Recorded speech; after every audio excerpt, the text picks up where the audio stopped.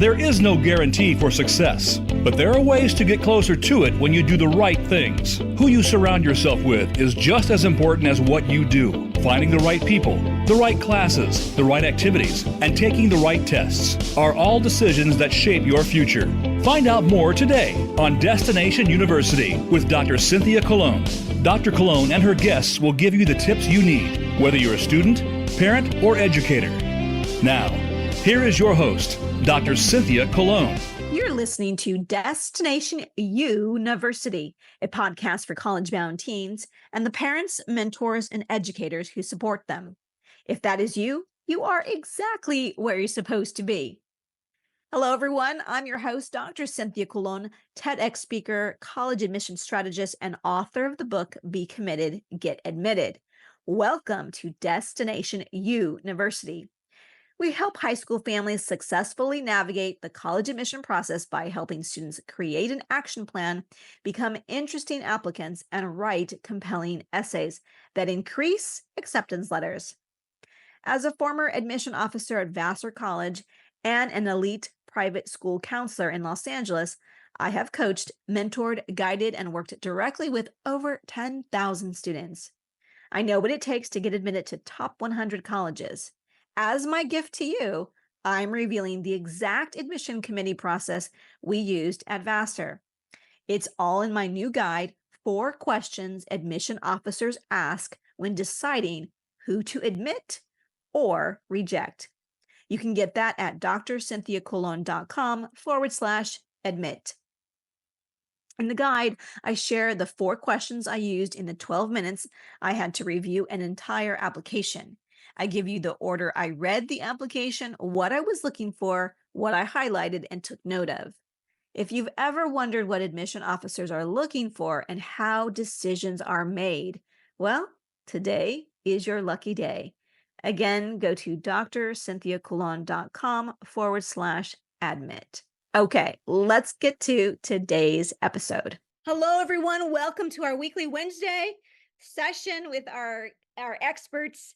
And this week, our module is all about majors and what you should be doing, what you should be thinking about. Those of you who have been following or you're in Dream College Academy, you understand that there are about 5, maybe 6 pretty popular majors, everybody applying to engineering, computer science, biology, psychology, and communications, and maybe business is another one. So today our experts are really going to help you think about all the other majors that you can do, and also give you a glimpse into what they offer on their campuses as well. I'm going to start by having them introduce themselves. We're lucky enough to have 2 folks here today. Not tonight. For some of you, it's tonight. And we're going to start with Belinda. And I just want each of you to share, who you are, where you represent, but really, what is the breadth of knowledge that you're bringing to the table? How long have you been in the business? And maybe what's your favorite topic to talk about? So hi everyone, I'm Belinda Sandoval-Sasweta, and I've been in college admissions for, almost 25 years. I've worked at everywhere from the University of San Diego, University of San Francisco, Mills College. Now I'm at the Associate VP of Admissions at the University of Redlands. So I've been sort of up and down California, and it's been great. I love to talk to students that that are in your position right now, really trying to figure out what the next step is, where it is that they want to go. I really enjoy sort of that process. So I look forward to chatting with you all and giving you some of my I guess, expert, as Dr. Colon says, my expert advice during this session. So, Awesome. Thank you. Welcome. Anna Marie.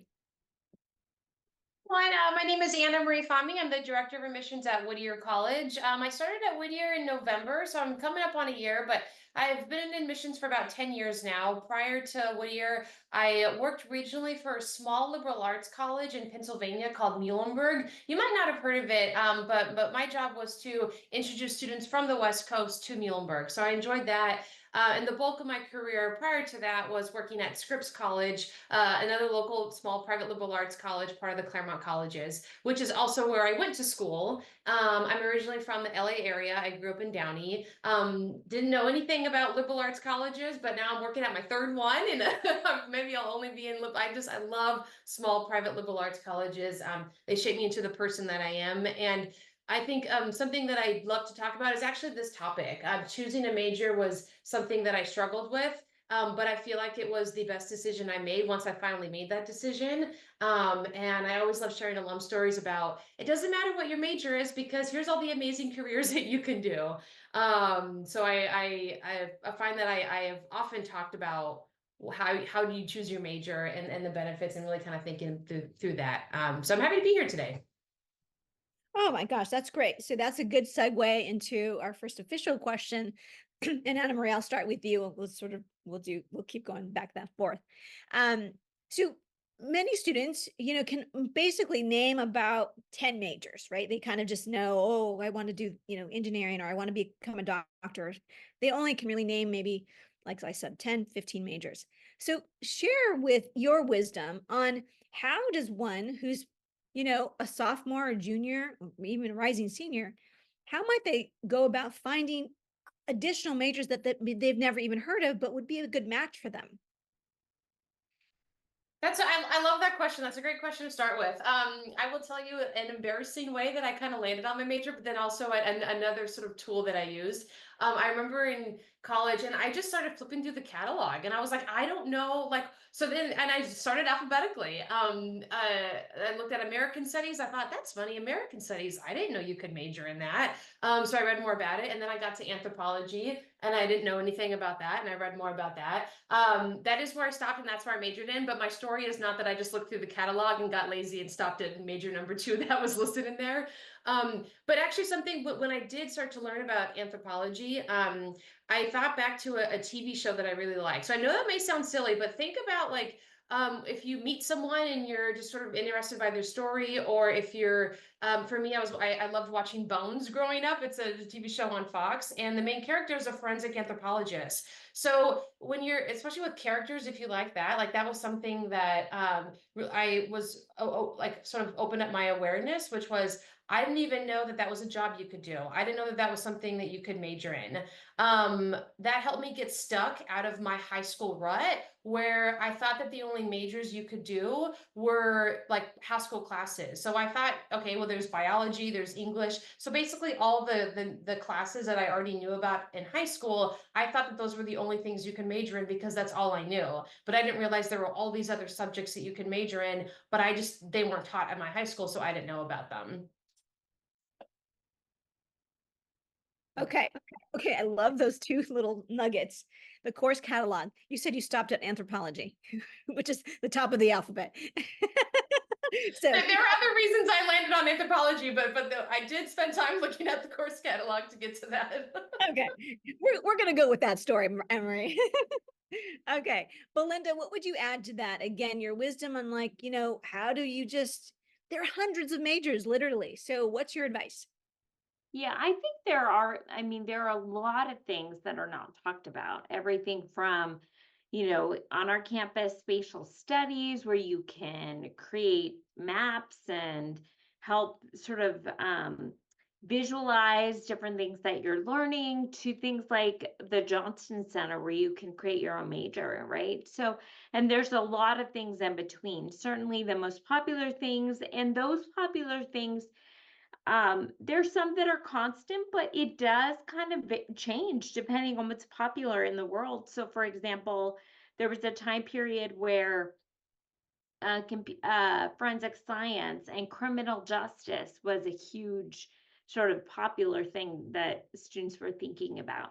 So I would say, really be thinking about those things that you love to do. What are you passionate about?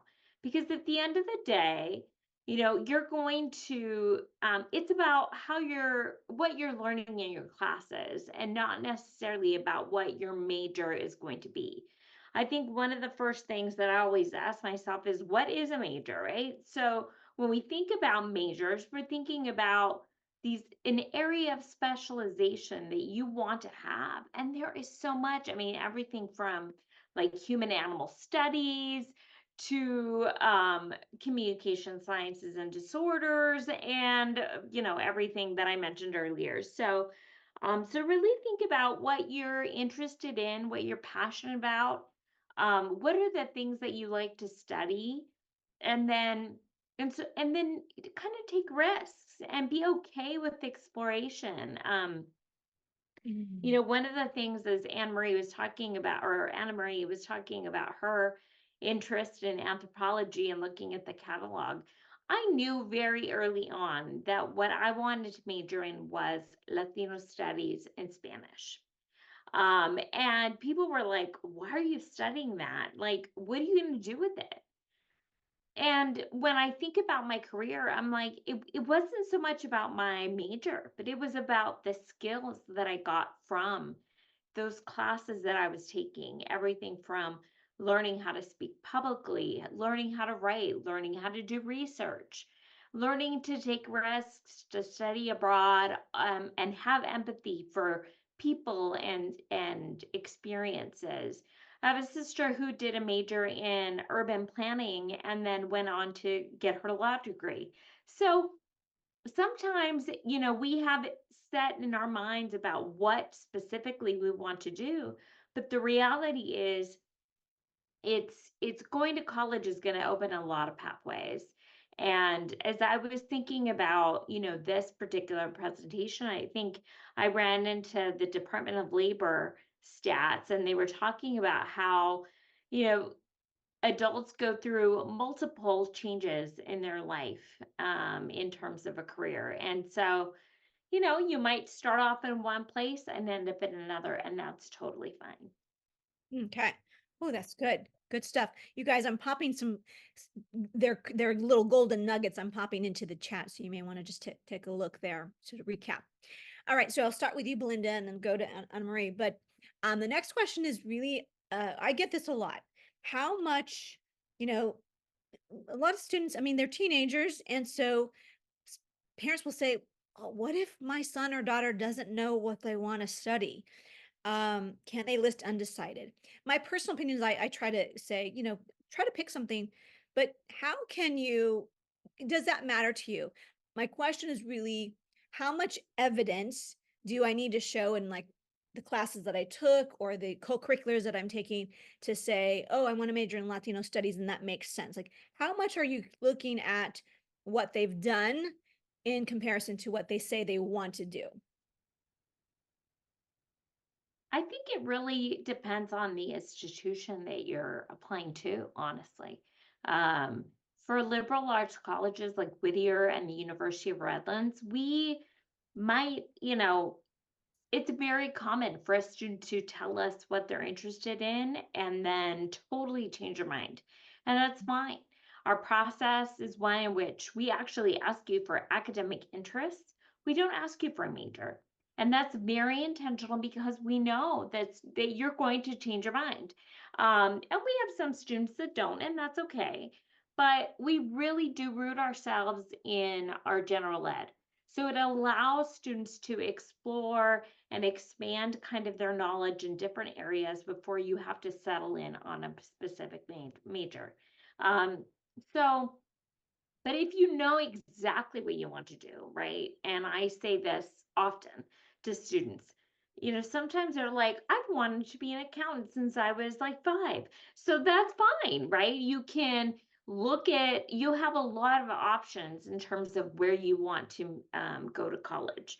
You may choose a liberal arts route. You may choose specifically like a business school. You may choose a research institution where you are going to be asked to declare major upon applying. There's a lot out there for you.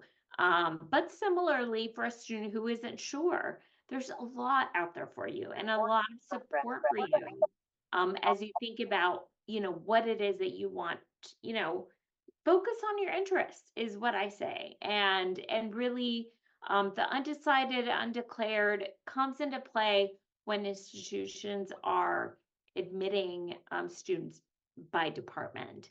And that can happen. It does, for especially for very competitive things like nursing and um what would be the other one? Engineering, for example. But for others, I think there's a lot of opportunity for you to explore. I Excellent. don't know if I answered a question, but No, you did. And I want them to understand that it's not the same at every school. So, Anna Marie, what about specifically for Whittier or just your golden nuggets? Yeah, I agree with everything Belinda said. I think your college process is going to be one where you're applying to schools where the major on your application does matter, because they do admit you into the computer science program, right? So if you list that, then that's a factor in your admissions, and they may be looking at your performance in math and science classes, right? But then there are schools like where Belinda and I work, liberal arts colleges, where we're like, well, that's cool, you're interested in that, but you may change your mind, and that's just helpful for us to get to know a little bit more about what you're interested in. When I applied to college, I think on my Common App, my three majors, like interests, were biology, English, and math. So I'm sure that they did not know what to do with me. But again, those were the classes I knew in high school. Those were the teachers that I connected the best with. So I thought, well, I'll probably major in one of these. And then I realized, oh, I hate these. And so on the admission side, again, how when we're reading your application, it's helpful for us to get a sense of what you may be interested in. That is a little bit different than if you're applying to a school where you have to be admitted into that program. Something else I'll say too, just kind of, I was going to piggyback on something that Belinda said earlier about, you know, some it's funny when I get asked a lot, like, oh, anthropology, what do you do with that? And if you think about it, I don't think anyone's ever asked someone who majored in business, oh, why'd you choose that? What do you do with that? And I really want y'all to kind of sit and think about that, because it's funny, like the fact that I've been asked that so much means that I'm really good at explaining and defending my choice. And I've really sort of thought and marinated about my experiences, the classes I took, the skills that I got from that major. And I'm not saying that a business major hasn't, but they haven't been asked that question. And what's funny is we have a program at Whittier called the Whittier Scholars Program, similar to, I think, maybe the Johnson Center at Redlands, where students can design their own major. And the director of that program is very transparent of like, the students in this program are better public speakers than students in other majors on campus, because they have to explain and defend their choice for being a self-designed major. And when you think about applying for a job later on, when you think about interviewing, right, your resume, the skills that you need to be able to really kind of explain yourself and showcase your talents, you have to learn those and practice it. So when you're in a major that seems odd, you get really good at it, at answering those questions. Oh gosh, oh, I love these. I love this. You guys are great. Okay, here's the next question, and then everybody in the audience, if you have questions, you can type it in the chat. I'll get to them so that I can ask them. But this is where the shameless plug, please. I want to know, I want to ask which majors on your particular campus are cool and interesting or different, or something that you have on the campus that might be of interest to our guest today. Anna Marie, I'm going to start with you. Yeah. Well, what I love about Whittier is that we are a liberal arts college, that we have majors that you may not find at every other liberal arts college, right? So not every liberal arts college will have a business major, which is a really, really popular program at large universities. So business is one of our most popular majors. We're also strong in the performing arts as well. So we have theater and film. Our film is actually a new major for us. It used to only be a minor. So if you're interested in like an up and coming, film program near LA, that's something that I've been highlighting more and more. I love our Whittier Scholars Program. That's a self-design major. Students in that major have to do a presentation at the end of their time at Whittier. And it's so fascinating to see how different all those presentations are. For example, like there was a student who his major was all about like world building. So if you're interested in like fantasy films and Dungeons and Dragons, like his was all about just like how do you create narratives and storytell. So he did his presentation, and then right after that, another student in the program was talking about like Oaxacan food and culture and the effect of tourism. And I was like, how are the students in the same class? So it was really, really neat. The last program I'll mention is kinesiology is probably actually has surpassed business at this point as our most popular major at Whittier. So if you're interested in physical therapy, athletics, sports medicine, just thinking about how the the way that the body moves and reacts to things, especially in connection to athletics and science, is something that we have a really strong program in. Okay, great. Awesome. Belinda, you're up. And then we do have a question when you're done. Go ahead. Awesome. So I think, for Whittier and Redlands, I mean, we share a lot of similarities, but I would say there are programs for us that are really signature, that are very unique and different. So we have, I mentioned earlier, a communication sciences and disorders program, a create your own major, which is Johnston. But we also have a human animal studies, which is one of the only kind of program in the West Coast. So it's this idea of really understanding kind of the relationship between a human and an animal. We have environmental science, environmental studies. So depending on which side, do you want to study hard science? Do you want to really thinking more about policy? We have programs in like spatial studies, which I mentioned before. It's sort of telling the story of something through the art of mapping. And we have a really great relationship with Esri, which is known kind of worldwide as sort of having the software for the maps. And I often will, with students, will use the idea of like, do you love Pokemon Go, or do you like those kinds of programs? Uh, Waze, even Google Maps, right? And so there's technology that's being used to help you navigate, right, the space. And so very similarly, our students are doing that kind of work. So it's really exciting. Um, and I think what I would say, as you're exploring kind of all the different kinds of majors and opportunities, it would really be to think about, yourself today, but yourself in 5 or 6 years, right? And so there is this concept of like, oh my gosh, what do I do today? But, when you're in the middle, your early 20s, when life is changing before you, when there is just so much going on, and your ideas might change about what you want to do for long term for a career or whatnot. So really, for me, it's about a major is really setting and giving you a baseline of skills that will help you in your future. So I love the fact that we're innovative, that we are constantly coming up with programs that are very relevant to the world, and also allow you to explore what you love. But at the end of the day, it's really what you could be a teacher, you could be a musician, you can compose music, and there's all kinds of different opportunities. Okay, Belinda, please tell them about the e-sport thing that I was talking about. Yes, thank you. I mentioned earlier when I met Dr. Colon that we have an esports arena on our campus.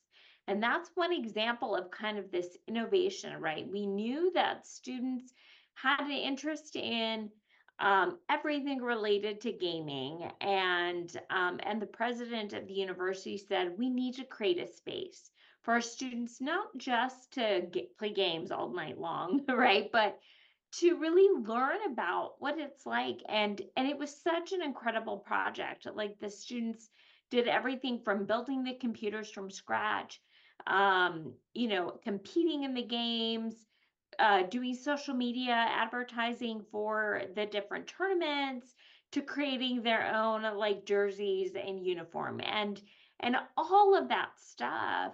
While it doesn't have specifically a major tied to it, it really is a great experience, thinking about starting your own business, thinking about just contributing to the world in ways that are really interesting to you. And I think that's the point of all of this. So yes, we have an esports arena. It's open from 10 a.m. to 10 p.m. And students absolutely love this space. In fact, my 7-year-old is there now at a camp, learning how to do, all to play Roblox and Minecraft and all kinds of stuff. So Fan- It is really I think something that sets our campus apart for sure. Fantastic. Okay. Anna Marie, I'm going to go with you next and then have Belinda wrap us up. My question, because it's a question here, and I'm assuming it's similar for both campuses. So, Anna Marie, can you share what does that mean when you say you can create your own majors? Most students can't wrap their mind around what that would look like, and then also answer the question of what do you love most about Whittier? Why should anybody consider it? And I'll ask Belinda the same for Redlands. So yeah, I think design your own major. If the school you go to allows that, it could work a little bit differently. Maybe it's a little more less formal, where it's something you sort of have to compile together with your faculty advisor. Wherever you go to college, you're going to have a faculty advisor. That's a professor who helps guide you. So just know that if you're like, I don't even know how to navigate this, you'll be given the tools to help navigate this when you get to college. And then there are some schools, which I think Whittier and Redlands are in that category, where we have a more formal process program where you can design your own major. For Whittier scholars, it's pretty much as simple as like, I want to do this, so I just need to tell my advisor that I want to be in this program. And then the hard part is actually just sort of keep knowing what the criteria is for your 4 years at Whittier. Students have to have at least one off-campus experience, like study abroad, and then in addition to taking some other classes to basically make that major. So what you want that major to be is up to you, but what's nice that we have that formal program to help guide you to it. And then I think it's what I love about Whittier is like for that reason, right? We're a small liberal arts college where you can really craft your own journey. And we're ranked number 8 in the country for social mobility. We are an incredibly diverse campus. We are about half residential, but also half commuter. We have a really large and growing international population, but a lot of students from the LA area. So it is a place where you meet people from all over the world, from your backyard. And there's so many different paths that people are taking with their academic journey. If they're interested in sports medicine or storytelling and world building and fantasy. So for us to be that small of a place, but to for you to be able to make your mark on the world with however you want is something I find really special. Awesome. Thank you so much. I was recently on the campus and Ken gave me a great tour. I love the view at It's really Whittier. nice, yeah. All right. Okay, go ahead, Belinda. So I think, very similarly, there, like I mentioned earlier, there's a lot of similarities. But we have differences too. I mean, our campus has about 2,000 undergrads, slightly a little bit less, but close enough. It allows for very small class sizes, so I love that. Um, I always mention that no two bats are the same. So, all of us in the room could be business majors or psychology majors, and we're each going to have a very different experience in how we have experienced that major. So, some of us might study abroad in Spain or in London at the School of Economics. Some of us might do internships. And it runs the gamut. The Johnston program where you can design your own major really does also give you a lot of flexibility, so that you can, this is how it was explained to me. And someone used the sort of example of Spanish, right? Like maybe your interest is learning about the bilingual brain. So you have two majors that you could do. You could do psychology, you could do Spanish. They're both well-established majors on our campus. And you can go the route, it's preset in terms of what courses you're going to take. But maybe you're interested in learning about the bilingual brain through the Johnston Center. And what that means is that your degree would actually be named whatever you name it, which is nice. So maybe you're going to name it the study of the bilingual brain. And then you're going to take courses that you are going to work with your faculty member to figure out what classes are going to best lend themselves to teach me what I wanted to learn about the bilingual brain. And then you get to sort of a culminating project is you get to then present on this topic. And the people in the program, your peers as well as faculty, will also talk about sort of how they've experienced you as a student. So you can go either direction.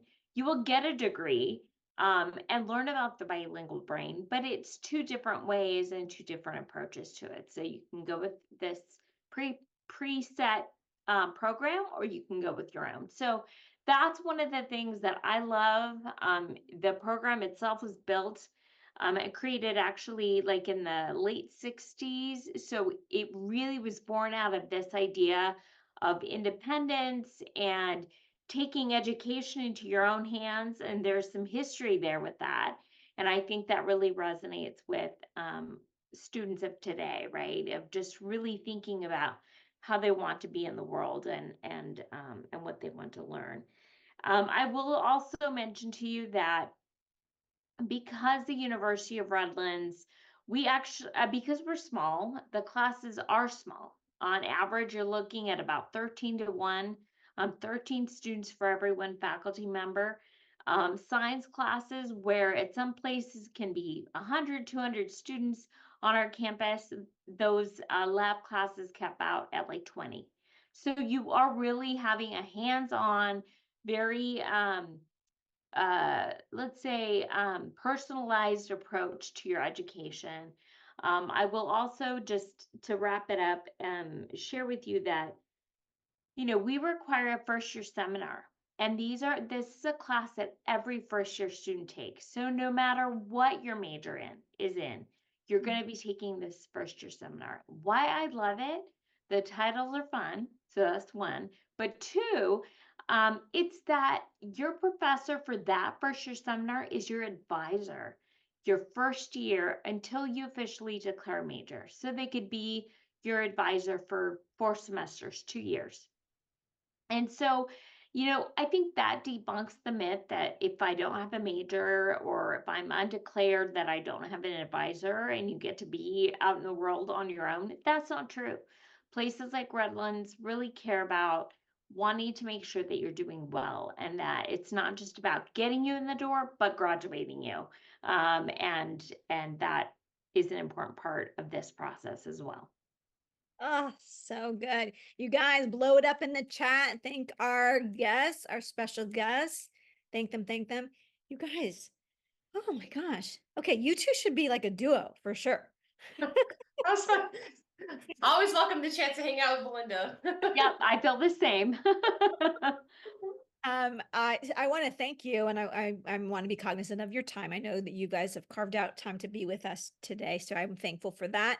And we've got our students here, everybody who signed up today. We will pass on that information to you as well. And you guys, oh, I know a lot of you are driving. Okay, thank our guest in the chat, or you can unmute yourself or whatever. All right, everyone, I'm going to stay on with you. I'll answer some other questions that you didn't get answered, and I'm also going to be going over supplemental essays today as our bonus session after this. So, all right, thank you so much, you guys. Love both of your campuses. I've been there. I can attest to them. Awesome. Thank you. Thank you. Thank you, ladies. Thank you. Thank you for having us.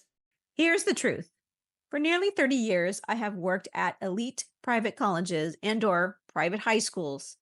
I know what well-resourced families do to ensure college success, and I can tell you, if your child is enrolled at a public or religious high school, chances are she or he is already 5 steps behind. However, today is your lucky day. To get you ahead of your private school peers, I have a gift for you. I'm revealing the exact admission committee process we used at Vassar. It's all in my new guide. 4 questions admission officers ask when deciding who to admit or reject. You can go to drcynthiacolon.com/admit to get your copy. I share the 4 questions I used in the 12 minutes I had to review the entire application. If you've ever wondered what admission officers are looking for and how decisions are actually made, you're not alone. Take action now to get 5 steps ahead and begin increasing those acceptance letters. Again, that's Dr. Cynthia Colon, drcynthiacolon.com/admit. That is all I have for you today, my friends. Thank you for tuning in to Destination University. I'm Dr. Cynthia Kwan. If this episode has in any way helped, fueled, or inspired you, please share this episode with 3 people in the next 30 minutes. You can subscribe to Destination University wherever you get your podcast. And while you're there, leave us a review. It sure does help a lot. By subscribing and reviewing, you help to grow the community of informed families across the nation. And if you haven't binge listened to our previous seasons, do it. With each episode, you'll learn a new tip, trick, or strategy for success. Start with episode 1, the one word every parent should remove. You'll learn my mom's secret to ensuring college success for her daughters. And once again, if you found value today, please share this episode with 3 families in the next 30 minutes. I'll be sure to see you next week, same time, same place. Until then, wherever you are, may you have a happy and sunny day. Bye for now.